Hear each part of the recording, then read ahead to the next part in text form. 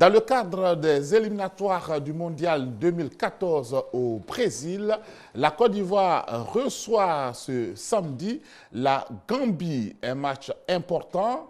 L'entraîneur Lamouchi a fait appel à 28 joueurs pour le regroupement parmi ces joueurs nouveaux.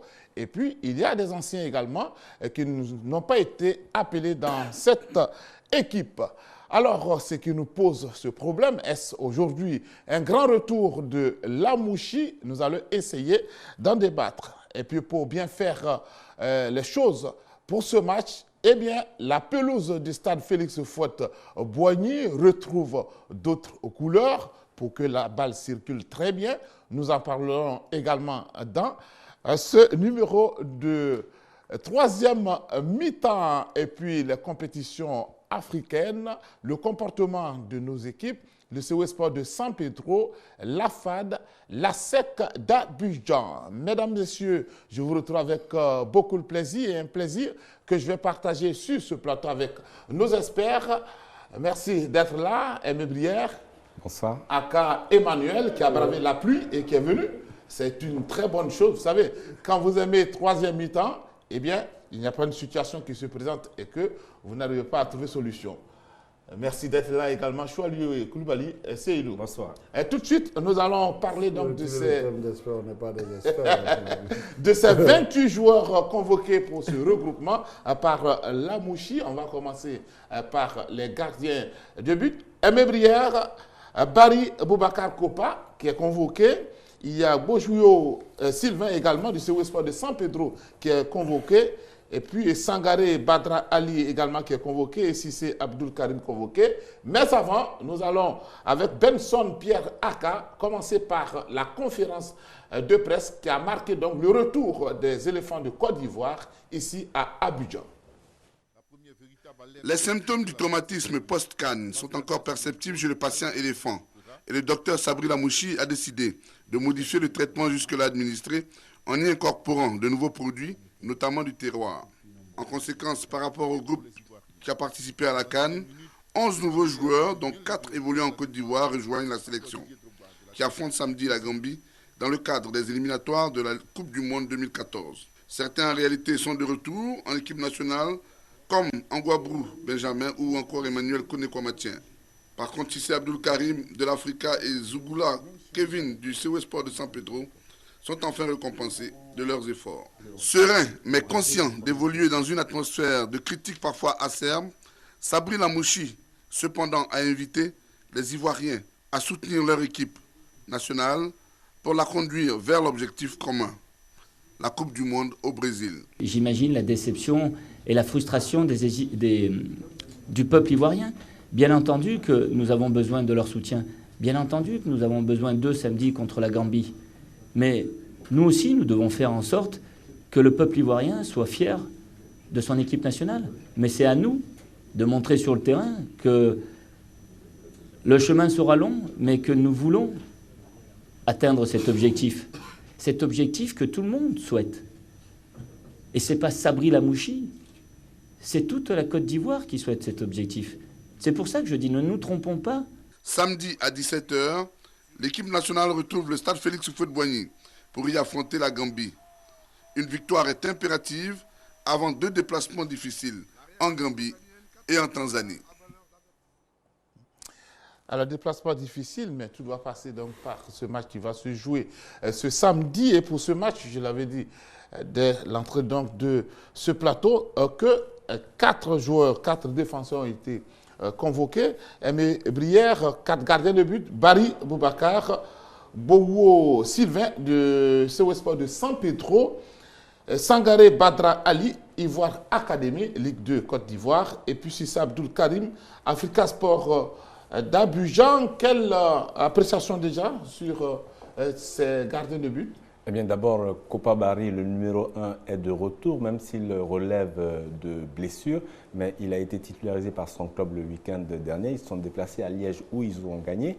Maintenant, pour ce qui concerne les autres gardiens de but, eh bien, Sangaré Badra était de l'expédition d'Afrique du Sud, n'est-ce pas? Et il est en train de s'acclimater, n'est-ce pas, de bien connaître l'ambiance en équipe nationale. Maintenant, la surprise, si on peut parler d'une surprise, eh bien, de l'appel fait aux 2 autres gardiens de notre championnat de Ligue 1, parce que Sangaré Badra ne joue pas en Ligue 1. Alors, les 2 autres gardiens sont Beau Sylvain, qui a donné vraiment qui donne de bons espoirs hein, par rapport à cette prestation dans son club du CW de San Pedro, et Cissé Abdul Karim, qui, à mon sens, vient juste après, parce qu'il a réalisé de très belles prestations, notamment face à l'ASEC d'Abidjan. Eh bien, ces garçons méritent, hein, si on doit faire appel à des gardiens locaux, ils méritent leur place en sélection. Le changement, c'est évidemment l'appel qui n'a pas été fait à Daniel Yeboah. Mais ceci, Sabri Lamouchi s'en explique. Parce qu'aujourd'hui, il tient compte de beaucoup de facteurs. À quand Emmanuel, il y a la liste des défenseurs. Oui, mais Sébastien, moi, avant de parler spécifiquement de la rubrique des défenseurs, je pense que cette liste pose quand même problème. Il y a des interrogations en regardant cette liste. D'abord, pourquoi 28 joueurs pour une seule rencontre? Je pense que l'effectif est trop pléthorique pour une compétition qui doit se dérouler sur à peine 6 jours. Et là, ça crée, bon, à moins qu'on veuille amener les nouveaux à se familiariser avec le contexte, l'environnement de l'équipe nationale, mais je crois que c'est un peu, je ne dirais pas qu'elle est incohérente la liste, mais vraiment, je trouve qu'il y a trop de joueurs pour une seule rencontre. Ce n'est pas fait pour arranger les choses. Et des postes qui doublonnent, alors que dans ce genre de compétition, vous ne pouvez aligner que 14 joueurs. Au maximum. Le choix va être fait après. Bon, mais alors, pourquoi convoquer tous les autres? Pour créer des problèmes inutiles? Ben, je pense qu'il n'y a pas de problème. Hein. Ça va venir. Alors, vous intervenez sur bon, par rapport aux défenseurs, je constate qu'il y a quand même 2 anciens qui sont là, 3. Kolo, Bamba et puis Boka. Mais ce que je constate, c'est que, comme je le disais tout à l'heure hors antenne, je constate qu'il n'y a pas de latéral droit nominatif. Peut-être que Akpa pourrait jouer sur ce côté, mais il aurait été intéressant d'avoir un arrière droit nominatif. Sinon, il n'y a pas grande surprise. Et puis, je pense quand même qu'il est temps pour Sabri d'essayer de voir autre chose que ce que nous avons vu jusqu'alors. Par exemple, une combinaison Bamba avec un nouveau dans l'axe pourrait faire le coup. Peut-être qu'il ne peut pas prendre le risque, puisque c'est un match aussi important. Il ne veut pas peut-être jeter un nouveau joueur dans l'effectif, comme ça. Quand on appelle un joueur en équipe nationale, je pense que c'est parce qu'on l'a vu, on est conscient de ses capacités, de ce qu'il peut apporter à l'équipe qu'on appelle. On n'appelle pas des gens pour le plaisir. Je pense que tous les joueurs qui sont là, à mon sens, si c'est des véritables internationaux, doivent être interchangeables. Alors avec vous, Choualio, quand vous prenez un peu le milieu de cette équipe des éléphants, ceux qui ont été convoqués, est-ce qu'il y a inquiétude à votre niveau? Avant de me pencher sur le cas des milieux de terrain, je pense que c'est un regard d'ensemble sur la liste. C'est une liste, j'espère que ce n'est pas de la poudre aux yeux, parce qu'il ne faudrait pas nous distraire avec une telle liste, parce qu'on n'aimerait pas retrouver dans les gradins samedi 10 joueurs des locaux dans les gradins et puis essayer les mêmes. Moi, je pense que si on est en phase de reconstruction, il faut véritablement entamer la reconstruction. Ça, c'est mon point de vue. Parce que, comme les Ivoiriens ont critiqué, on nous balance une liste de 28 joueurs. On ne fait pas du neuf avec du vieux. Voilà, on nous balance une liste de 28 joueurs. Mais mon inquiétude, il ne faudrait pas qu'on retrouve 10 joueurs, tous des locaux, dans les gradins de Salfo Boy samedi. Ce qui peut arriver. Ce qui peut arriver. Et c'est arrivé par le passé. On a souvent appelé des locaux, mais qui n'ont jamais été titularisés. Ça, on le sait. Bon. Et puis deuxièmement, au milieu du terrain, le problème, les joueurs qu'il a convoqués au milieu, bon, moi je pense qu'il n'y a pas grand chose à dire. Hein. Les choix au milieu, ce sont des bons choix. Moi je le dis, ce sont des bons choix. Des garçons comme Abdul Razak, c'est l'avenir. Un garçon comme Mas Gradel, Tioté, et tout bon, Yaya Touré qu'on connaît. Giovanni Sio, qu'on ne connaît pas, qu'on aimerait voir samedi. Et Yakonan Didier, qu'on connaît. Et puis, moi, je pense la grande curiosité, Chéri Didier, que j'aimerais voir sur le maillot des éléphants. Mais justement, le problème, c'est ça. C'est que vous avez près de 8 milieux de terrain, si je me trompe, 1, 2, 3, 4, 5, 6, 7, 8 milieux de terrain pour 3 ou 4 postes. Avec au moins 3 personnes qui jouent pratiquement numéro 10. Vous avez Sié Giovanni, Koné Komatien et Yakona Didier. Comment va se faire l'utilisation? Il a dû réfléchir à ça. Bon, on espère qu'il va nous sortir quelque chose de cohérent. Parce que si vous prenez déjà dans le milieu de la défense, supposons qu'on joue à 3 dans le milieu, avec Tioté et le petit Razak, Yaya devant. Ça vous inquiète Non, pas vraiment. Moi, je ne suis pas particulièrement inquiet. Je pense qu'effectivement, comme l'a dit Manu, qu'on a permis à ces jeunes de venir s'acclimater, de venir prendre connaissance de l'environnement. Et puis, il faut les faire jouer. Il faut les faire jouer parce qu'on a vu l'équipe. Le problème, c'est ça. On a vu l'équipe qui a joué contre l'Algérie. On a vu l'équipe qui a joué contre l'Algérie. Elle n'a pas été très performante. Mais il faut continuer. Comment voulez-vous que ces joueurs soient performants s'ils n'ont jamais joué? Par exemple. Il faut les faire jouer. Il faut les habituer à porter le maillot de l'équipe, à rentrer comme titulaire. Pour cela, il faut organiser des matchs amicaux. Ou bien alors, il faut vite plier des matchs comme ceux de la Gambie, attention, c'est pas fait, et puis ensuite les essayer, voilà. Justement, le problème, c'est ça.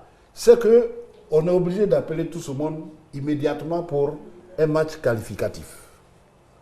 Sans, vous allez me dire qu'ils sont certainement entraînés, mais pour constituer une véritable... Sinon, il est obligé de s'appuyer sur les anciens. Et ce qu'on aimerait voir, il ne faudrait pas qu'on convoque ces jeunes-là pour rien, parce que c'est des jeunes qui ont le potentiel et qui ne demandent qu'à s'intégrer dans cette équipe. Il ne faut pas faire du neuf avec du vieux. Il ne faut pas faire du neuf avec du vieux. Alors, Koulibaly Seydou, vous allez vous pencher sur l'attaque des éléphants de Côte d'Ivoire. Vous avez eu le temps de regarder donc tous ces joueurs qui ont été convoqués dans cette équipe nationale. Bon, la première grande surprise, c'est la convocation de Kevin Zougoula. Et je pense que c'est une très bonne surprise parce que c'est quand même actuellement le meilleur buteur du championnat. Et c'est une porte ouverte. Et puis il y a le jeune Gouhou Bigwa qui est le meilleur buteur du championnat de deuxième division de Turquie qui arrive. Je pense que c'est ces deux jeunes qui arrivent qui vont peut-être faire leur entrée dans la grande équipe des éléphants. On l'espère tous. Et puis il faut dire qu'à ce niveau aussi, au niveau de l'attaque, il a fait appel à ceux à qui il fallait faire appel, mis à part Droba, bien sûr. Il y a Boni Wilfried, il y a Koné Aruna, il y a Lansina Traoré, et puis il y a Gervinho. Je pense que on ne peut pas trouver forcément mieux. Mais pour revenir sur la liste, globalement, il faut dire que c'est une liste élargie. Tout le monde sait que la liste, le jour du match, il y aura 18 noms sur la feuille du match. Mais je pense que peut-être que si la Mouchi appelle 28 joueurs, c'est pour créer un esprit de groupe. C'est-à-dire qu'il y en a qui viennent, pas forcément dans l'esprit de jouer. Et je pense qu'en tant que technicien, peut-être qu'il a discuté avec les uns et les autres. Et il y a des joueurs qui viennent tout en sachant que forcément, ils ne viennent pas dans la peau d'un titulaire au départ. Mais ils viennent dans l'esprit du groupe. Vous Parce parlez, que je pense que c'est la parle des locaux. Voilà. Mais quand vous déplacez, il y a combien? Il y a 4 locaux. Quand vous déplacez 24 professionnels ou 22 professionnels, pour venir rester sur le banc, moi, je pense que... Il y a 8 attaquants. 8 attaquants. Malgré bien que Zoukoula soit meilleur buteur, sa préférence va être difficile. Oui, mais au moins, il s'est fait une idée de la vie du groupe. Pour venir, moi, je pense que parce que là, s'il appelle 28 joueurs, lui-même, il est conscient que 28 joueurs, ce n'est pas cette liste qu'on lui demande. Oui. Le jour du match, il aura besoin de faire un choix. C'est-à-dire que quand il appelle 28, il sait qu'il y en a 18 qui vont composer les choses. Ils vont composer sa liste. Qui a été convaincu bien qu'il soit blessé. Et puis, regardez la liste qui est là. À la limite, si on joue avec Kalou et Gervinho, on aura besoin au grand maximum de 4 attaquants. Je ne dis pas que c'est pas bien de les faire venir. Mais quand on veut faire une équipe, on veut renouveler une équipe de manière sérieuse par rapport à ce que nous avons vécu en Afrique du Sud, je pense qu'il y a mieux que ce que l'entraîneur nous propose. Okay. Pour que ce soit plus cohérent. Juste, je reviens à vous, le temps de recevoir notre ami Capi. Capi, alors, je sais que vous avez vu cette liste des 28 joueurs convoqués pour ce match. Quelle est votre appréciation? Oui, Sébastien, bonsoir à vous tous sur le plateau. J'ai effectivement vu la liste et comme tout le monde, j'ai eu quelques interrogations. La première, c'est d'abord le nombre. Akal l'a dit tout à l'heure, 28 joueurs, ça me paraît effectivement pléthorique. Mais moi, je comprends ça s'appelle la Bouchie. Il a eu un groupe. Il avait très peu de temps avant l'entame. Donc, il a conservé l'ancien groupe. Aujourd'hui, il est en train de construire un nouveau groupe. Et pour se donner les meilleures possibilités, il élargit son groupe. Donc, c'est normal qu'il porte à 28 parce qu'il a besoin de voir certains dans l'environnement de l'équipe qui ne vont pas forcément jouer ce match, mais qu'il a besoin de voir parce qu'il n'aura pas l'occasion d'avoir beaucoup de matchs amicaux. Donc, profiter des matchs en Côte d'Ivoire en appelant le plus grand nombre, ça lui permet de se donner une bonne palette. Je note aussi que dans cette équipe, il y a l'appel de beaucoup de milieux. Effectivement, quand on regarde la dernière CAN, on a vu qu'un des problèmes de notre équipe, c'était la capacité de récupération après la perte du ballon. Et de ce côté, nos milieux auront montré quelques faiblesses qu'il fallait corriger rapidement. Donc l'appel de garçons comme Kwamatien ou même les binationaux qu'il a fait venir, ça correspond à ce besoin d'avoir une meilleure capacité de récupération afin qu'on retrouve le même niveau de qualité défensive. Le dernier élément que je voudrais noter par rapport à cette liste, c'est que la présence des locaux en ce moment fait l'objet de beaucoup de commentaires. Mais pour moi, il y a deux interprétations possibles. Ou bien Sabri a lui-même tiré des leçons de la dernière CAN qui a montré qu'on pouvait utiliser des joueurs locaux et gagner. Ou alors, il prête une oreille attentive quand même à l'opinion. Parce que depuis la sortie de la Côte d'Ivoire de cette CAN, l'opinion a beaucoup parlé de cette question de la présence ou de l'absence des locaux. Donc moi je me dis, ou bien il a tiré ses leçons tout seul, ou bien il montre qu'il écoute l'opinion publique. Mais ce que je voudrais espérer de cette présence des locaux, c'est que ce soit pour lui la preuve qu'il porte une attention à notre championnat national. Que donc, suivant ses joueurs localement, il a pu déceler en ces joueurs la possibilité de faire partie de l'effectif. Ce qui serait très intéressant et qui pourrait créer un autre engouement au sein de notre championnat national. Parce que si les joueurs locaux se rendent compte qu'ils peuvent désormais jouer en équipe nationale sur la qualité de ce qu'ils produisent localement, cela peut apporter un plus au niveau de jeu produit localement. Donc pour moi, la liste, il faut la regarder simplement comme la gestation vers quelque chose de plus serré, mais en partant, comme on dit, du plus large vers le plus serré. D'accord. Il ne faut pas faire du bourrage non plus. Non, on n'est pas faire du bourrage non plus. On parle de bourrage quand il y a excès. Dans notre cas ici, où est l'excès? C'est un match local. Je veux dire, c'est un match qui se joue en Côte d'Ivoire. Si se joue à l'extérieur, on aurait pu parler de bourrage. C'est un match qui se joue en Côte d'Ivoire. Donc, il fait venir des jeunes Ivoiriens dans son fief, la Côte d'Ivoire. Il a l'occasion de les familiariser avec le groupe, surtout de créer une sorte de compétition à l'intérieur du groupe pour que les cadres acceptent de se le mettre en cause. Parce qu'on a fait venir des gens. Nous sommes entièrement d'accord avec Capi. Hein. On sent qu'il est en train de montrer aux autres que certains acquis vont peut-être être remis en cause. Voilà, Capi, on est d'accord là-dessus. Hein. On est d'accord là-dessus. Allez-y. Ce n'est pas une question à Capi. Hein. Je le dis que quand on écoute un peu les uns et les autres, on est à une phase très importante du football ivoirien. Une phase de reconstruction. Et mon inquiétude, c'est au niveau de l'entraîneur lui-même, Sabri Lamouchi. Est-ce qu'il a le background pour reconstruire cette équipe de Côte d'Ivoire? Parce qu'on ne tourne pas autour du pot. On appelle de nouveaux, on appelle les anciens sont là, mais il y a un véritable problème. Est-ce que ce monsieur a le background pour reconstruire cette équipe de Côte d'Ivoire? Quelqu'un qui n'a jamais entraîné une équipe de quartier, on a vu ce qui s'est passé à la Coupe d'Afrique des Nations, on a une phase de reconstruction. Est-ce qu'il a ce background-là? Voici la vraie question.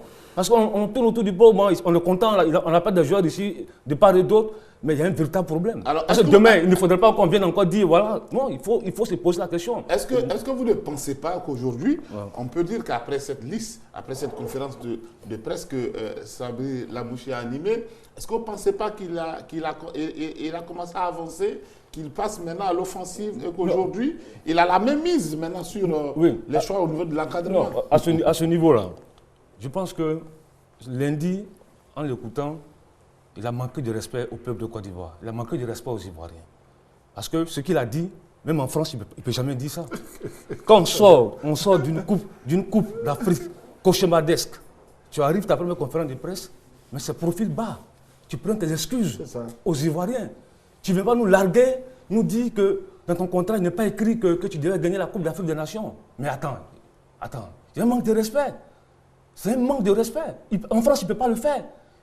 La presse va le bousiller. Il faut qu'il nous respecte. Même pas en France. Et puis entre nous, je pense que Sébastien, si avec cette équipe-là, vous vous réjouissez d'avoir passé à peine le premier tour, mais je crois qu'il y a vraiment de quoi rêver. Hein? Vraiment. Avec cette équipe, l'entraîneur lui-même l'a dit avant la compétition, qu'il se comptait parmi les favoris. Lorsqu'on a comparé les équipes de l'Algérie, du Maroc, il était conscient que l'équipe nationale de Côte d'Ivoire était favori de la Coupe d'Afrique. Et qu'on vient nous lancer, qu'il n'a pas été recruté pour remporter la Coupe d'Afrique, mais autant prendre un entraîneur local. Non, même nous-mêmes, on peut entraîner cette équipe. Donc ce n'est pas la faute à l'entraîneur. Mais justement, lui, à ce niveau-là, effectivement, moi Lamouchi, il faut le laisser parce qu'il n'a pas le niveau. Maintenant, lui qui l'a recruté, le président de la fédération qui l'a recruté, M. Sidi Diallo, lui-même au retour de la Coupe d'Afrique des Nations, il a dit qu'il n'a pas recruté Lamouchi pour gagner la CAN. Mais c'est ahurissant tout ça. C'est ahurissant. On peut penser, Sabri Lamouchi a beaucoup de respect pour les Ivoiriens. Il a beaucoup de respect pour son groupe. Il a relevé un double challenge. Le premier, malheureusement, n'a pas fonctionné, enfin au bout de 11 matchs quand même. Mais pour la déclaration par rapport à son contrat, on peut penser plutôt à une maladresse dans la communication. Parce qu'il est certain qu'un entraîneur est recruté pour gagner. Et même si ce n'est pas écrit noir sur blanc, implicitement, sur le plan moral, la mission de Lamouchi était de ramener la CAN. Bon, là, on peut penser que c'est une maladresse. Mais il ne faut pas qu'on s'arrête. Il ne faut pas qu'on s'arrête à cela. Il faut qu'on reparte. Il faut qu'on reparte. Il ne faut pas qu'on s'y arrête. Le problème fondamental, ce n'est pas un problème de communication. Il a été maladroit. Il faut le reconnaître. Ce n'est pas seulement en Côte d'Ivoire, mais partout. Dans n'importe quel pays, tu ne peux pas dire aux gens, on ne t'a pas recruté pour gagner la CAN. Parce que quand on te recrute, aujourd'hui le Sénégal vient de prendre Giresse. Même si on ne dit pas Giresse, il faut nous qualifier pour la Coupe du Monde. L'objectif est clair, c'est la qualification pour la Coupe du Monde. Mais nous ne sommes pas en contradiction. Maintenant, ce que je l'ai dit, le problème est fondamental. Le problème est fondamental. Après la CAN, est-ce que Lamouchi a cédé aux critiques et est pris de panique? Parce que je pense que c'est le cas. Quand on regarde la sélection qui a été faite, je pense qu'au sein de la sélection, de l'encadrement technique, il y a eu vraiment beaucoup de chamboulements. Aujourd'hui, ces adjoints ont été écartés. Il fait une sélection de 28 joueurs. On appelle vraiment de nouveaux noms. C'est-à-dire qu'il y a beaucoup de joueurs qui arrivent. Je prends par exemple Gou Bigbois, Sérédier, Akro. Bon, c'est des gens qui ne se sont pas vraiment coltinés jusqu'alors avec l'équipe nationale. C'est vrai qu'ils viennent pour apprendre. Mais qu'on nous dise quel est le projet pour cette équipe nationale. Est-ce qu'on est prêt à reconstruire aujourd'hui une équipe nationale ou on est prêt à faire du neuf avec du vieux? Bon, quel est le problème fondamental? À partir de s'il te plaît, Soleil, à partir de cette liste-là, quel est le profil? Quelle est l'équipe que nous envisageons? Quelle est l'équipe que nous envisageons? Laissons-le jouer d'abord. Sébastien, c'est deux belles questions. Quel est le projet de Lamouchi? Quelle est l'équipe que nous envisageons? C'est deux belles questions. C'est cette question-là que M. Lamouchi doit répondre. Et puis, même quand tu l'écoutes, on l'a écouté lundi, mais il y a trop d'incohérences dans ses explications. Lorsqu'il nous dit qu'il n'a pas appelé Tiéné parce que Tiéné ne joue pas au PSG, pourtant il a fait appel à Tiéné qui ne joue pas au PSG, Tiéné allait à la CAN. Il était même titulaire à la CAN. Et meilleur arrière de la compétition. Meilleur arrière de la compétition selon la CAF. Lorsqu'il dit que Didier Drogba n'est pas compétitif, Didier Drogba a fait 3 mois sans jouer, tu l'as pris, tu l'as envoyé à la Coupe d'Afrique des Nations. Maintenant, il est en train de revenir à la compétition. Il a signé à Galatasaray. Il joue régulièrement. Il va jouer un quart de finale de Ligue des Champions. Tu ne l'appelles pas. Moi, je ne justifie pas les choix, mais je dis qu'il y a de l'incohérence dans ces explications. Et puis sur cette liste-là, un monsieur qui est blessé comme Doumbia Seydou, qui est blessé, on le convoque. Et après, non, il y a trop d'incohérence. Alors, monsieur, il ne faut pas être impatient. Alors, monsieur, la question que je me pose aujourd'hui, vous ne pensez pas que Sabri Lamouchi a quand même tiré des leçons après la CAN? Je pense qu'aujourd'hui, le choix aussi des Ivoiriens, c'est qu'il y a un changement. Sébastien, mais il faut un jour pour changer. D'où la nécessité de communiquer. Si on l'avait eu, on pourrait lui demander quels sont les enseignements qu'il a tirés de cette expédition de Afrique du Sud 2013. Oui. Quelles leçons a-t-il tirées? Parce que quand on regarde bien, tout à l'heure Capi parlait de présence des gens dans le milieu de terrain. C'est vrai, mais le problème fondamental du système défensif de notre équipe, ce n'est pas tellement la présence de milieu de terrain, mais plutôt la capacité de nos attaquants à venir soutenir leur milieu de terrain, ce qui n'est pas fait. Et chaque fois, nous nous retrouvons avec une équipe complètement coupée en deux milieux défensifs plus 4 défenseurs qui se débrouillent, et puis les 4 autres attaquants sont devant, ils marchent au petit trot. C'est ça le problème de fond. Mais on peut penser, Sébastien, que Lamouchi va répondre à toutes nos préoccupations. Quel est le profil de l'équipe? Quel est le projet d'équipe qu'il a? Il ne va pas le communiquer maintenant. Aucun entraîneur ne va communiquer à l'avance sa composition de l'équipe. Il peut parler de l'esprit. Non, mais attendez. Il peut parler de l'esprit de l'équipe. Mais il peut parler de généralité. Mais la composition de l'équipe, il ne la donne jamais. Enfin, ça c'est normal. Tout le monde le fait. Attendez. Maintenant. On ne demande pas de lui présenter sa composition. Maintenant. Là, il a annoncé les choses qu'il souhaite changer et nous sommes tout à fait d'accord avec lui qu'il veut changer l'état d'esprit. Il veut que les joueurs se fassent mal. Il veut avoir des joueurs qui veulent mouiller le maillot, qui veulent se faire mal. C'est ça qu'il a dit. Donc, implicitement, il a dit que les autres ne se sont pas fait mal. Voilà, il l'a reconnu. Si vous voulez, il va répondre à les joueurs qui ont été exclus, c'est des joueurs qui ne se sont pas fait du mal. Mais non, il ne faut pas voir la chose de cette façon. On ne peut pas voir la chose de cette façon. Oui, allez-y. Ce que j'aimerais dire à Aimé, on n'a jamais dit à Lamouchi de nous communiquer sa liste des 11 qui va. On n'a jamais dit ça. On parle de profil. On dit aujourd'hui quel est son projet pour l'équipe nationale de Côte d'Ivoire. Parce que voilà un mec qui nous dit qu'on n'a pas recruté avant la CAN, il dit qu'il va gagner la CAN. Il revient nous dire qu'on n'a pas recruté pour gagner la CAN. On nous dit encore qu'aujourd'hui son objectif c'est d'aller à la Coupe du Monde. Mais moi je pense qu'il faut être clair. Un projet, c'est un projet. Il faut avoir un projet lisible. Est-ce que le projet vient de l'entraîneur? Ou est-ce que ça vient de celui qui l'a... Sébastien, il ne faut pas confondre. Non, il ne faut pas aussi passer le temps à accuser l'entraîneur. L'entraîneur a été recruté, donc il est payé. On va te répondre. Mais celui qui le paye, quel est le projet qu'il a signé à l'entraîneur? Je pense que l'entraîneur ne peut pas venir s'asseoir à l'antenne et puis dire à une conférence et dire voilà ce qui s'est passé. Mais qui manage l'équipe? Attention, la logique est un manager général de l'équipe. Quand on parle de projet et de profil, c'est purement technique. C'est purement technique. Je comprends ce que vous dites. Voilà, c'est purement technique. Mais je dis... Ce n'est pas le président de la fédération qui va définir le projet de jeu de l'entraîneur. Le président de la fédération, s'il te plaît, le président de la fédération assigne un objectif à son entraîneur. Comme il a dit, on n'a pas recruté Lamouchi pour remporter la Coupe d'Afrique. C'est l'objectif qui s'est fixé, ça. Aller au moins au premier tour, puisque la CAN ne les intéressait pas du tout. Ça, c'est l'objectif que le président de la FIFA a formulé à l'entraîneur de faire de telle sorte pour arriver au premier tour. Et c'est ce qui s'est passé. Il est arrivé au premier tour. Voilà. Donc il a accompli sa mission. Si on nous dit que nous voulons aller à la Coupe du Monde, il faut prendre d'autres dispositions. Mais pourquoi il fait appel à des joueurs, il veut construire cette équipe avec ces joueurs. Laissons-les à l'œuvre avant de les juger. On dirait qu'on ne se comprend pas. On les laisse à l'œuvre avant de les juger. On les juge avant. Non, Sébastien, attends. Nous sommes en train de les juger avant. Ce n'est pas un jugement à l'avance. C'est une question de méthodologie. C'est la méthode utilisée qui n'est pas la bonne. C'est tout. on ne dit pas que on ne veut pas que l'équipe soit reconstruite. Parce que tout le monde sait que cette équipe nationale est à une période charnière. C'est une équipe en majorité composée de trentenaires et c'est une équipe qui est pratiquement en fin de cycle. Ça, il ne faut pas se voiler la face. D'ici 1 an ou 2 ans, c'est une équipe qui est en fin de cycle. Donc, il faut reconstruire, il faut injecter du sang. Comment est-ce que ce projet-là va se construire? Est-ce qu'on change de façon unilatérale, de manière brusque, ou bien on fait un électrochoc, ou bien carrément on injecte par petite dose. Maintenant, si on doit injecter par petite dose, on fait une liste élargie maintenant de 28 joueurs. Mais quand on fait la liste élargie, quel est le profil de joueur qu'on veut? Est-ce qu'il faut prendre les joueurs? Bon, parce qu'on en a besoin, comme Akal a dit, on prend peut-être 16 milieux de terrain, on prend 4... Bon, qu'est-ce qu'on veut? C'est ce qu'on veut savoir. Moi, j'aimerais dire... Voilà. Et quel est l'objectif que la fédération assigne? Puisqu'on dit l'objectif n'est pas de gagner la CAN. Si l'objectif n'est pas de gagner la CAN, donc l'objectif n'est pas de se qualifier aussi pour la Coupe du Monde.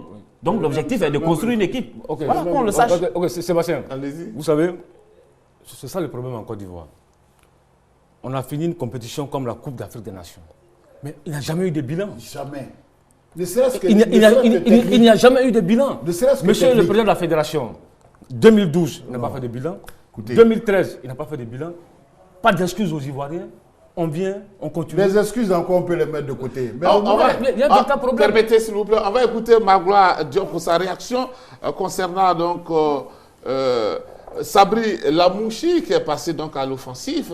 Sabri Lamouchi aujourd'hui, peut-être que sous la pression du peuple, a eu beaucoup de changements aujourd'hui et puis des journalistes.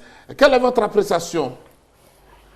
Bonsoir Sébastien, bonsoir à tous les amis qui sont sur le plateau. Pour répondre à votre question, bon, je dirais que le sélectionneur Sabri Lamouchi me paraît plus sur la défensive que sur l'offensive. Il est devenu réactif au lieu d'être proactif. Visiblement, il a été fortement affaibli par la déroute de la CAN 2013, de telle sorte que je ne reconnais plus ce manager convaincant dans son discours, sûr de lui et de ce qu'il fait. Il me semble aujourd'hui un technicien en proie au doute, à la recherche de la meilleure formule pour non seulement atteindre ses objectifs, mais aussi s'attirer les faveurs de l'opinion publique ivoirienne. Son projet actuel me paraît vraiment flou, en ce sens que je me demande s'il va toujours s'appuyer sur Didier Drogba ou s'il compte définitivement changer les choses. La réalité est que depuis 2002, tous les sélectionneurs qui se sont succédés ont bâti l'équipe autour de Didier Drogba. Et celui-ci a bien mérité leur confiance. Il a inscrit 60 buts avec la sélection. Il est le meilleur buteur ivoirien de l'histoire de la CAN encore en activité. Il est co-meilleur buteur ivoirien de l'histoire de la Coupe du Monde et le seul joueur africain à avoir marqué contre le Brésil et l'Argentine en Coupe du Monde. La question aujourd'hui est de savoir s'il faut continuer à en faire le pilier de la sélection. Apparemment, Sabri Lamouchi continue la réflexion sur le statut de Didier Drogba. Mais il devrait vite se décider pour que les uns et les autres soient situés sur leur rôle et leurs responsabilités. Car selon qu'elle joue avec ou sans Didier Drogba, l'équipe de Côte d'Ivoire n'est pas la même. À mon avis, le match contre la Tunisie lors de la dernière CAN en Afrique du Sud devrait l'inspirer. Quant à savoir si Sabri Lamouchi a tenu compte des critiques, je dirais qu'il l'a fait en partie. Par exemple, il a décidé maintenant de convoquer les joueurs en forme du moment qui jouent dans leur club. Il a aussi accepté de faire une concession sur les gardiens de but locaux en leur donnant en fait leur chance en sélection. Il devrait aller plus loin en faisant de même avec les joueurs des champs qui évoluent en Côte d'Ivoire. En somme, Sabri Lamouchi continue de se poser des questions. J'espère qu'il trouvera les bonnes réponses. L'objectif, c'est d'être au Brésil en 2014. Seule la fin justifiera les moyens. Merci beaucoup. Merci beaucoup à vous, Magloire Diop. Et je pense que merci beaucoup pour votre participation. Au revoir. Allez-y rapidement. Vous avez une dernière intervention sur cette partie là. Ouais, mais effectivement, c'est ce que nous disions depuis l'entame de cette émission. C'est véritablement la reconstruction. Est-ce que ce monsieur, il est outillé, il est armé pour reconstruire cette équipe? Moi, c'est une vraie question. Parce qu'il ne faut pas se tromper d'objectif. Aujourd'hui, le football, l'équipe nationale de Côte d'Ivoire traverse une période très, très délicate. Si nous ratons cette étape-là, je pense qu'on aura pour 10 ans. Il faut faire très attention. Nous n'allons pas rater cette étape. Et pour l'étape de la reconstruction, du changement, vous savez que ce match qui va se jouer samedi au stade Félix Houphouët-Boigny va bénéficier d'une pelouse. Akaye Emmanuel peut-être n'a pas évolué sur ce type de pelouse, mais il y a une rénovation, en tout cas de la pelouse du stade Félix Houphouët-Boigny. C'est une bonne chose. La question qu'on se pose aujourd'hui, comment on va utiliser cette pelouse et puis pour que cette pelouse ait un temps de vie assez quand même important. Oui, mais Sébastien, le problème n'est pas de changer la pelouse, de mettre une nouvelle pelouse. Le problème est l'entretien de la pelouse. Je pense que le problème des infrastructures en Côte d'Ivoire, c'est un véritable problème d'entretien. C'est le problème d'entretien. Parce que cette pelouse du stade Houphouët-Boigny, cela fait plusieurs fois qu'elle a été changée. On a même transplanté du gazon depuis le centre technique national pour l'amener au stade Houphouët-Boigny. On nous a dit bon, que maintenant on avait du très bon gazon. Et puis au bout de 3 ou 4 matchs, on s'est rendu compte que c'était un champ de patates. Là encore, on nous dit on est venu avec vraiment une technologie innovante et tout ça. Mais le stade Houphouët-Boigny, dès qu'il pleut, on ne sait pas si c'est le drainage qui est mal fait, si il y a un problème de fabrication qui n'a pas été bien reçu au niveau de la construction du stade, ou bien c'est l'entretien qui fait défaut. Parce qu'il y a quelquefois, vous allez au stade Houphouët-Boigny et puis vous trouvez que le gazon a tellement poussé qu'on peut même y chasser des agoutis. Donc il y a un vrai problème. L'entretien. Je pense que tout part de là. Si on pose la pelouse, que les éléphants finissent de jouer et qu'il faut attendre jusqu'en juin pour reposer le problème du stade Houphouët-Boigny, je pense qu'il y aura toujours le problème de la pelouse. Mais moi, je ne comprends pas. C'est dans quel pays, chaque année, on change la pelouse du stade Houphouët-Boigny? La physionomie. Non, parce que, non, effectivement, depuis près de 20 ans, chaque année, on doit changer la pelouse du stade Houphouët-Boigny. Mais il y a un problème. À chaque ministre, sa nouvelle pelouse. À chaque directeur de l'ONS, sa nouvelle pelouse. Je pense qu'il est grand temps de vraiment mettre fin à tout ça. Et puis, quand vous regardez ce qu'on voit, ce n'est pas un toilettage complet. Sébastien, si cette nouvelle pelouse peut permettre aux éléphants de développer un jeu plus rapide, plus technique, parce qu'ils ont souvent mis sur le dos du mauvais état de la pelouse les contre-performances, ou bien les performances mi-figue, mi-raisin. C'est le moindre mal qu'on leur souhaite. Le fait est effectivement que le ballon ne rebondissait pas bien, et quand tu faisais une passe au ras du sol, tu trouvais un ballon qui sautait un peu, n'est-ce pas, et que le jeu était plus lent. Du moins, c'est ce que disent les pros qui venaient jouer. Maintenant, ils n'ont plus ce prétexte-là. Mais il faut dire, pour en revenir à ce que disait Solio, que l'entretien de la pelouse au stade Houphouët-Boigny est très difficile. D'abord, le terrain sur lequel est le gazon n'est pas approprié.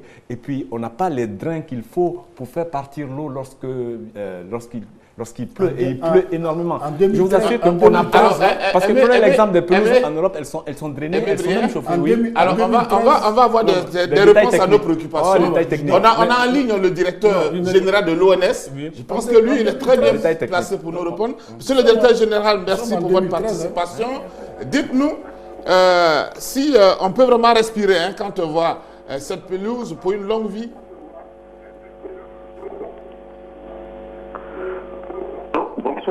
Bonsoir, Sébastien Bonnier. Monsieur le ministre, on vous retrouve tout à l'heure. On vous retrouve, allez-y pour votre réaction. Oui, moi je pense que, comme il va tout à l'heure intervenir, le patron de l'ONS, il faut qu'il nous dise d'abord le coût de cette pelouse. Le coût, la réflexion de cette pelouse, le coût.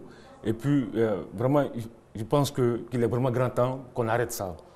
À chaque ministre, une nouvelle pelouse. À chaque directeur de l'ONS, une nouvelle pelouse. Aujourd'hui, nous sommes le 21 mars.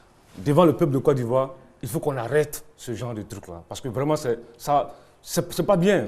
Moi, depuis près de 20 ans, chaque année, on refait la pelouse du stade Houphouët-Boigny. Mais on peut pas continuer comme ça. On ne peut pas continuer. Il faut qu'on nous dise aujourd'hui combien a coûté cette réflexion-là. Et puis, l'entretien, comment ça va se dérouler. Il faut le relancer, Sébastien Ouignan. Nous sommes en train de relancer. Okay. Il va vous répondre. Je pense que, au-delà de la rénovation du stade, je pense qu'il nous manque quand même un grand stade en Côte d'Ivoire. Il nous manque un grand stade. Le stade Houphouët-Boigny, peut-être de sa proximité entre les spectateurs et quoi qu'il y ait quand même la piste est peut-être un peu mythique, mais il nous faut un stade plus grand que celui-là. Alors, on a donc monsieur le directeur général de l'ONS, Salif Koné. Est-ce qu'on peut dormir tranquille aujourd'hui avec cette pelouse?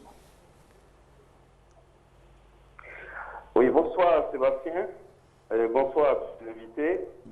Je suis effectivement le directeur de l'ONS et nous avons effectivement relooké la pelouse du stade Félix Houphouët-Boigny et nous sommes rassurés et nous pensons que nous pouvons dormir tranquilles et que le match de samedi se passera dans les meilleures conditions parce qu'il s'agit d'une pelouse qui est suffisamment damée, qui est suffisamment entretenue et qui pourrait bien accueillir le match de la Gambie. On a l'impression, monsieur le directeur, Oui. que le lifting n'a concerné que seulement la pelouse, Oui. alors que nous constatons que les murs du bas sont pleins de taches. Est-ce que vous n'auriez pas pu profiter pour mettre au moins une couche de peinture? Oui, nous allons mettre une couche de peinture. Mais il faut dire quand même que nous avons pris fonction seulement il y a 2 mois et que notre mission principale, celle que le ministre en charge des sports nous avait confiée, était de faire en sorte que le match contre la Gambie puisse se dérouler sur une pelouse en bon état. Donc c'est ce que nous avons fait dans un premier temps. Ensuite, nous avons réhabilité la loge des journalistes où nous avons refait les sièges, nous avons refait les tables et nous avons également pensé à mettre un système de communication un peu plus développé avec l'installation du Wi-Fi. Et nous avons aussi réfléchi et on a trouvé qu'il fallait réhabiliter également le tableau électronique, faire en sorte qu'il soit fonctionnel. Et c'est ce que nous avons fait. Et aujourd'hui, le tableau est fonctionnel. Vous avez le système Wi-Fi au niveau des journalistes et vous avez également une pelouse praticable qui peut accueillir tous les sports. Allez-y. Ouais, monsieur le directeur général, Oui. combien a coûté ce relookage de cette pelouse et puis toute cette réhabilitation? Bon, en fait, le problème n'est pas tellement au niveau du coût. Nous, notre objectif, c'était de mettre à la disposition de nos athlètes un stade assez praticable et assez bon dans son ensemble. Il faut dire que ce stade, il a été réhabilité par un opérateur économique de la place. Je pourrais dire son nom si vous le voulez, et qui a actuellement préfinancé l'opération. Voilà. Monsieur le DG, moi je pense qu'il est quand même important que les Ivoiriens sachent le coût de cette réhabilitation. C'est vraiment important. Parce que par le passé, on a eu ce même genre de problème. Bon, moi je pense qu'il est vraiment grand temps que vous nous disiez combien a coûté cette réhabilitation. Bon, la réhabilitation est en cours. Vous saurez ce que la réhabilitation a coûté. Nous le dirons à temps opportun. Pour l'instant, l'essentiel c'est que le match se déroule dans de bonnes conditions et nous avons mis tout en œuvre pour que le match puisse se dérouler dans de bonnes conditions. Oui, monsieur le directeur, Oui. jusque le match se déroule dans de très bonnes conditions. Mais après le match, quelle va être Oui. la politique d'entretien de cette pelouse? Allô? J'ai dit, Oui, vous avez dit que vous avez mis tout en œuvre pour que le match se déroule dans de très bonnes conditions cette fois-ci. c'est ça. Oui. Bon, le match va bien se dérouler, mais Oui. après le match, quelle Oui. va être votre politique d'entretien? Parce que le problème de cette pelouse, je Oui. pense que chaque fois qu'il y a des grands événements, C'est on essaie de la relooker, de retoucher. Après le match, il y a un laisser-aller. Quelquefois, il est arrivé d'aller au Stade Houphouët-Boigny et puis de trouver que c'est vraiment un champ de patates. Donc, Oui. quelle va être la politique mise en place? Bien. Merci. Je pense que nous avons commencé par relooker d'abord la pelouse. Ensuite, la société qui s'est chargée de relooker la pelouse va continuer à assurer son entretien. Nous sommes en négociation avec la structure en ce moment. Ensuite, nous avons vu, ce matin, nous avons fait une séance de travail avec la FIF pour voir comment nous allons utiliser efficacement cette pelouse. Et je pourrais vous dire que l'entretien de cette pelouse, si il a fait défaut par le passé, c'est parce qu'on n'était pas suffisamment outillé pour faire cet entretien. La pelouse a besoin pour son entretien de produits spécifiques et a besoin également d'un programme d'utilisation qui n'était pas respecté. Et nous sommes allés voir l'Afrique pour que nous puissions mettre en place un programme qui permette justement à cette pelouse de ne pas être surexploitée. Et les autres manifestations qui se déroulaient sur le stade, nous ferons en sorte de ne pas le faire sur la pelouse. Toutes les manifestations qui porteront sur la pelouse, qui devraient se réaliser sur la pelouse, seront interdites pour permettre à cette pelouse de résister davantage. Voilà. Monsieur le ministre, juste une préoccupation de Choualio. Juste une petite préoccupation. Monsieur le directeur, je voulais savoir, est-ce que... monsieur le directeur. Est-ce qu'on peut avoir des nouvelles du stade de Bassam, le stade ado de Bassam? Parce qu'on n'en parle plus. Je peux vous dire que les travaux avancent. Nous sommes en ce moment aux travaux de terrassement. Et nous avons une entreprise qui travaille d'arrache-pied. Monsieur le directeur, vous parlez bien du stade de Bassam? Oui, le stade de Bassam, oui. Vous êtes au stade du terrassement? Oui, on est au stade du terrassement, oui. Et nous avons fait les clôtures. D'accord. Voilà, merci monsieur le directeur pour votre participation. Merci. Nous allons donc entamer la dernière partie de cette émission, la prestation des clubs ivoiriens aux compétitions africaines. Alors messieurs, on va parler du COE Sport de San Pedro. Est-ce que pour vous, tout est fait pour que le COE se qualifie? D'abord, la performance du COE est une grande performance. Gagner 4-1, ce n'est pas facile. Et puis, une équipe du COE à qui il manquait son entraîneur en chef, ce sont ses adjoints et le directeur sportif qui ont composé l'équipe et qui ont gagné 4-1. Ça leur fait une bonne petite réserve. Mais attention, parce que d'abord, l'équipe du COE va se déplacer sans sa tour de défense. Je crois que c'est Ouattara qui est suspendu, qui ne participera pas au match retour, alors qu'on a vu que son apport était considérable. Et puis, l'équipe du COE va jouer dans des conditions de Coupe d'Afrique et au Soudan. Il faudra être très méfiant avec l'arbitrage, d'abord sur le terrain et puis même en dehors du terrain, ce qui peut se passer. Aka Emmanuel, c'est bien déjà d'avoir 3 buts de réserve, mais il y a des circonstances où 3 buts, ça se remonte très vite, surtout dans ce genre de rencontres qui se déroulent généralement dans les pays... voilà, ça c'est les Soudanais, c'est tout commun. Il faut faire très attention parce qu'il faut être armé moralement pour supporter la pression lors de ces rencontres. Et je crois que les joueurs du COE ont l'occasion de démontrer que peut-être ils sont passés à un palier supérieur. Quoique, il ne faut pas trop rêver sur leur fait. Le COE va pas être champion d'Afrique cette année. Mais je crois qu'ils ont la possibilité quand même de s'étalonner par rapport aux autres équipes. Et là, ils ont une belle occasion de passer le second tour. Il faudrait qu'ils mettent tout le paquet, notamment s'armer sur le plan moral. Cholio, je pense que c'est une performance à saluer. Battre Al Hilal 4-1 à Abidjan au match aller. Et lorsque j'ai vu ce match-là, on a vu du jeu, le COE a produit du jeu. Le COE aurait dû gagner 5-1, puisqu'ils ont raté un pénalty. Et puis, je pense qu'ils ont pris le petit but qu'il ne fallait pas. Le fameux petit but qui fait souvent la différence dans ce genre de compétition. Maintenant, rien n'est encore fait. 3 buts dans ce genre de compétition, c'est facile à remonter.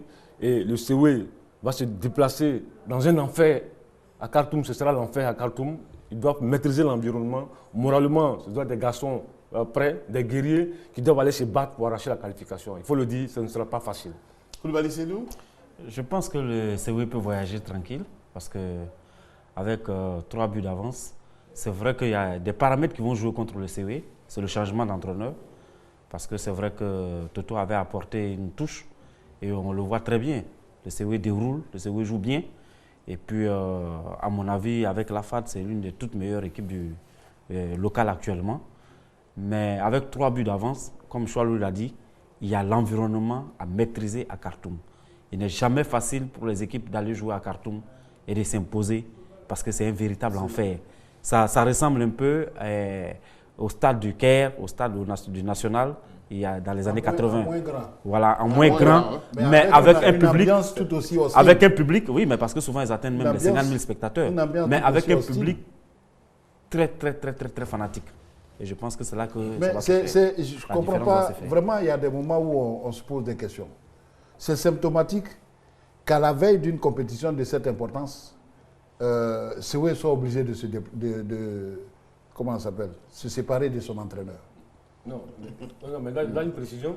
De Sewe, il ne s'est pas séparé volontairement de son entraîneur. C'est l'entraîneur qui a joué avec les dirigeants de Sewe, qui a dit qu'il partait au chevet de sa femme malade et s'est retrouvé à Libreville. Mais là, le Sewe est en train de changer d'entraîneur.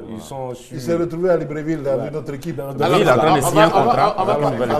Alors vraiment, ça vient ajouter à la confusion. Ça vient ajouter à la confusion. On va parler un peu des inquiétudes au niveau de la FAD.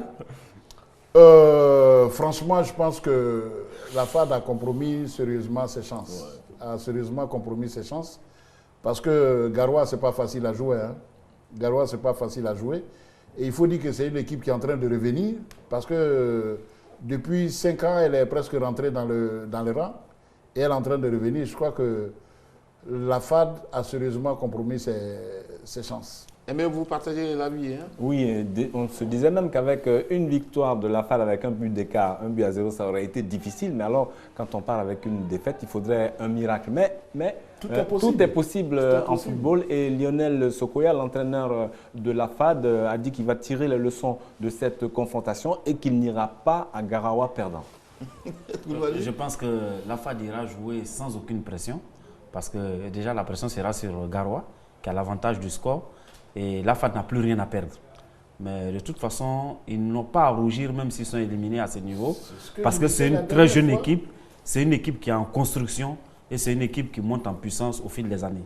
Donc je pense que c'est l'expérience de la Coupe d'Afrique qui rentre. Excuse-moi, je le disais la dernière fois. Qu'une équipe comme la FAD soit éliminée à ce niveau de la compétition n'est pas dramatique. N'est pas dramatique, à moins qu'on veuille mettre la barre trop haut. Mais je crois que c'est une équipe qui est en construction. Tout dépend de l'objectif que se sont fixés les dirigeants.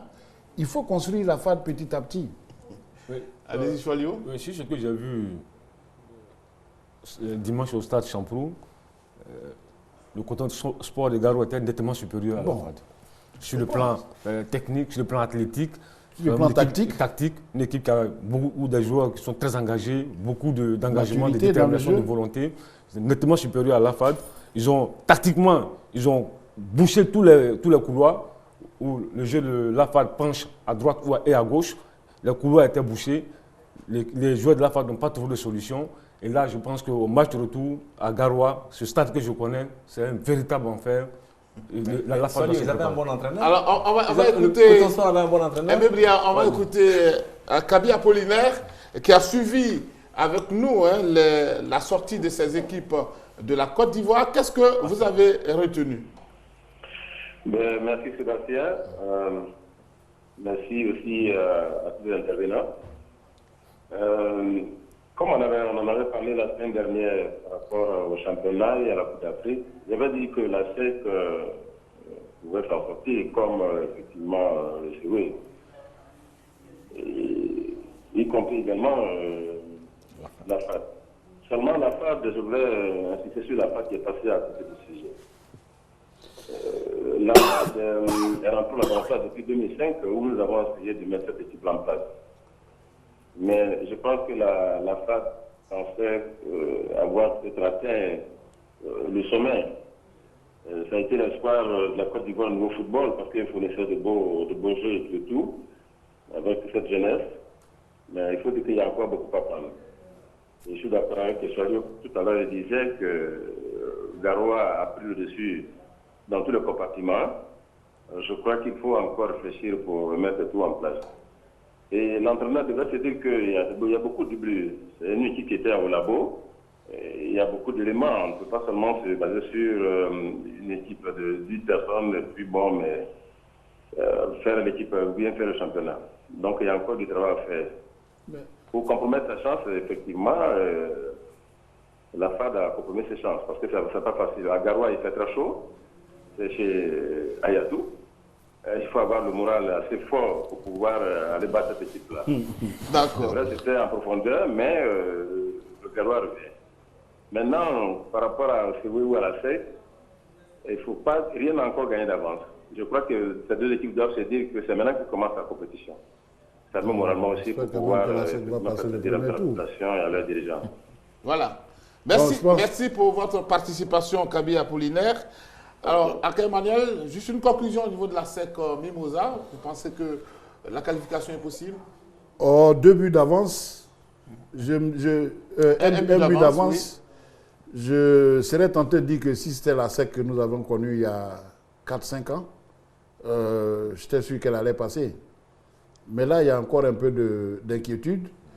Mais je crois quand même qu'ils ont la possibilité de passer ce premier tour. Mais ce n'est pas ça le plus important. C'est ce qui vient après. C'est ce qui vient après. Parce que le jeu que fournit la SEC est un peu inconstant.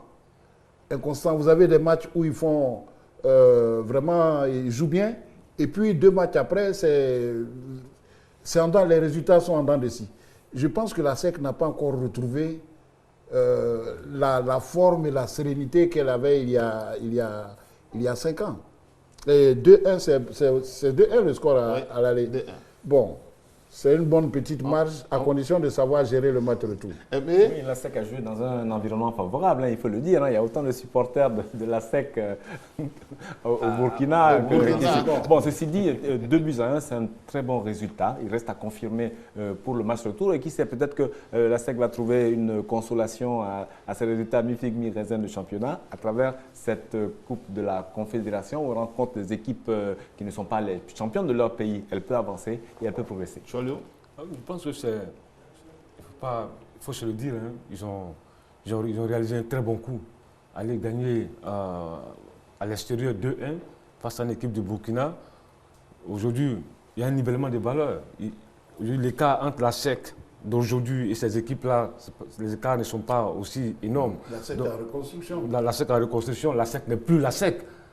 Aller battre cette équipe-là 2-1, je pense que c'est un très bon résultat. Maintenant, ils doivent confirmer ce résultat-là à Abidjan.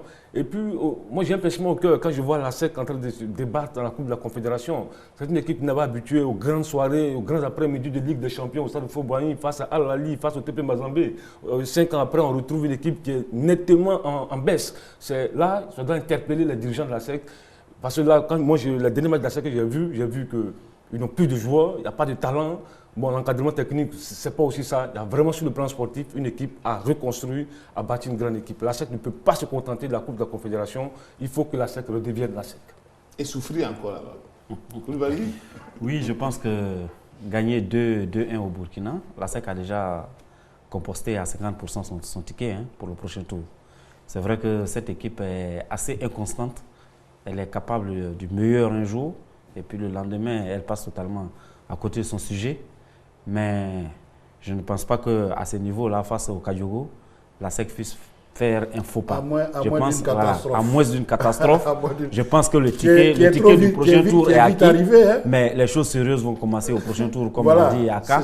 Et je pense que là, comme l'a dit Choualio, la SEC est en pleine reconstruction. Il faut mettre aujourd'hui la SEC au même niveau que la FAD. C'est une équipe qui est en plein renouvellement. Ce n'est pas la SEC des années 90, des débuts des années 2000. C'est vraiment une équipe qui est en train de se reconstruire. Et il faut lui donner le temps de se reconstruire. Et souvent, les reconstructions sont douloureuses. Et c'est par cette étape que la SEC est en train de passer. Voilà, juste un mot. C'était en semaine avec la sortie de l'Africa Sport d'Abidjan en Coupe nationale face à cette équipe d'Adjamé. Comme quoi, sur une rencontre, tout est possible. Hein. Sur une rencontre, Benoît va jouer 1000 fois contre le Brésil. Peut-être le Brésil va gagner 999 fois. Et Benoît peut gagner une seule fois. Une fois, oui. Ouais. Attention, il s'agit de l'AS Athletic d'Adjamé. Ce n'est pas une petite équipe. C'est quand même une équipe de 3e division. Non, 2e division. Ils sont en tête et ils sont leaders, ou bien ils ont été leaders pendant longtemps. Et ils sont leaders de leur poule et ils produisent du jeu. Attention, hein, c'est le concurrent du Stella au niveau d'Adjamé. Mais justement, nous étions tous en train de louer le renouveau de l'Africa. C'est ce que je dis. Sur un match, tout est possible. N'importe qui peut gagner n'importe qui. Surtout quand il s'agit de matchs de coupe, où l'enthousiasme est... Ces matchs, quand on voit comment l'Athletic a joué, elle a dominé littéralement l'Africa. C'est une le grande score équipe, de 1-0, hein, je pense que l'Africa s'est bien tiré d'affaire. Alors c'est quoi? Est-ce que c'est la fatigue? Avec une différence d'un but. Ou alors est-ce que c'est un feu de paille qu'on a vu pendant ces 2 ou 3 rencontres? C'est de confiance peut-être.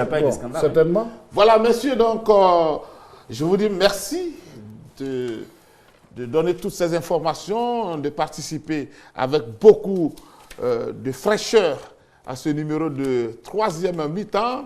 En tout cas, merci à ceux qui nous ont suivis. Et puis, on donne rendez-vous à tout le monde samedi 17h au stade Félix Houphouët-Boigny, Côte d'Ivoire, Gambie. Merci, au revoir.